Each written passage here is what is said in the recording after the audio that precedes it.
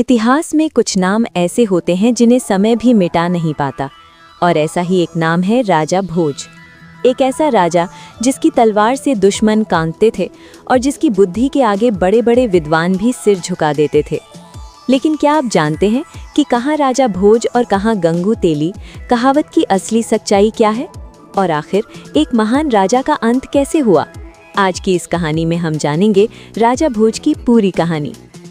10वीं शताब्दी के अंत में मध्य भारत का मालवा क्षेत्र शक्ति, राजनीति और संस्कृति का केंद्र बन चुका था। उसी समय पर परमार वंश का शासन वहां स्थापित था और उसकी राजधानी धार नगरी थी। इसी राजवंश में लगभग 980 ईस्वी के आसपास एक बालक का जन्म हुआ जिसका नाम रखा गया भोज। ये बालक आगे चलकर भारतीय इतिहास के सबसे महान शासकों में से एक बनने वाला था। इस बालक के पिता थे सिंधु राजा और उनकी माता का नाम सावित्री बताया जाता है। बचपन से ही भोज को राजकुमारों की तरह शिक्षा दी गई। उन्हें शस्त्र और शस्त्र दोनों की शिक्षा मिली। संस्कृत, राजनीति, युद्ध कला, साहित्य और धर्म सभी विषयों में उन्होंने अद्भुत प्रतिभा दिखाई। लेकिन उनका जीवन हमेशा सुखद नहीं रहा। जब भोज केवल 11 वर्ष के थे तब उनके पिता की मृत्यु हो गई और राज्य की सत्ता उनके चाचा के हाथों में चली गई। उनके चाचा थे वाकपति मुंजा। इतिहास में बताया जाता है कि मुंजे एक शक्तिशाली लेकिन महत्वाकांक्षी शासक थे। उन्हें डर था कि भविष्य में भोज गद्दी पर बैठ सकते हैं। इसी भय के कारण उन्होंने एक कठोर निर्णय लिया। उन्होंने अपने सेनापति को आदेश दिया कि बालक भोज को जंगल में ले जाकर समाप्त कर दिया जाए। सेनापति भोज को जंगल में ले गया, लेकिन भोज असाधारण बुद्धिमान थे। उन्हें समझ आ गया कि उनके साथ क्या होने वाला है।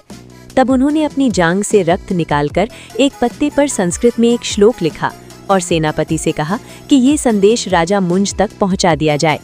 जब वो श्लोक मुंज के पास पहुंचा और उन्होंने उसे पढ़ा तो उनका हृदय बदल गया। कहा जाता है कि उस श्लोक में जीवन की नश्वरता और राजसत्ता की अस्थिरता का वर्णन था।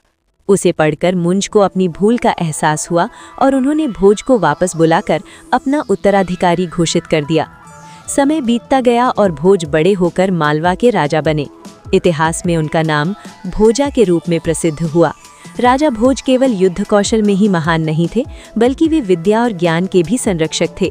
उनके समय में मालवा ज्ञान और साहित्य का केंद्र बन गया था। कहा जाता है कि उनके नाम से लगभग 84 ग्रंथ जुड़े हुए हैं। इनमें सबसे प्रसिद्ध ग्रंथ है समारंगणा सूत्रधारा।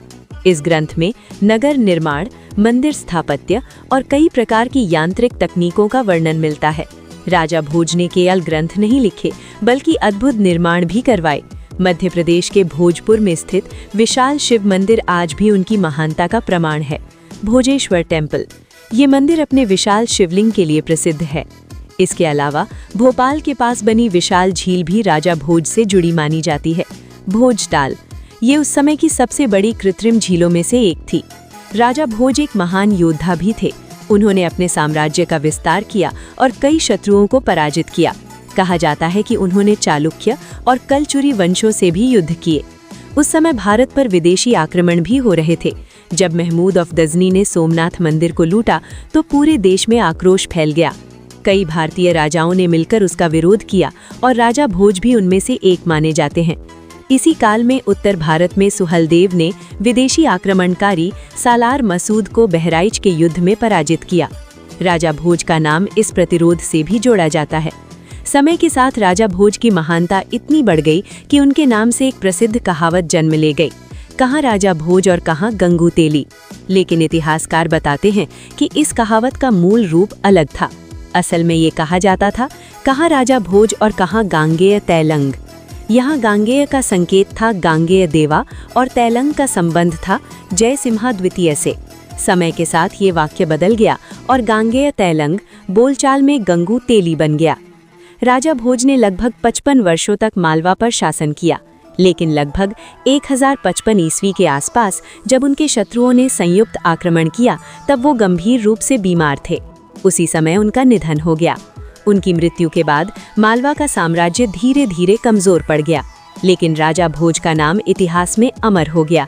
आज भी उन्हें एक ऐसे शासक के रूप में याद किया जाता है जो एक साथ वीर योद्धा, महान विद्वान और अद्भुत निर्माता थे।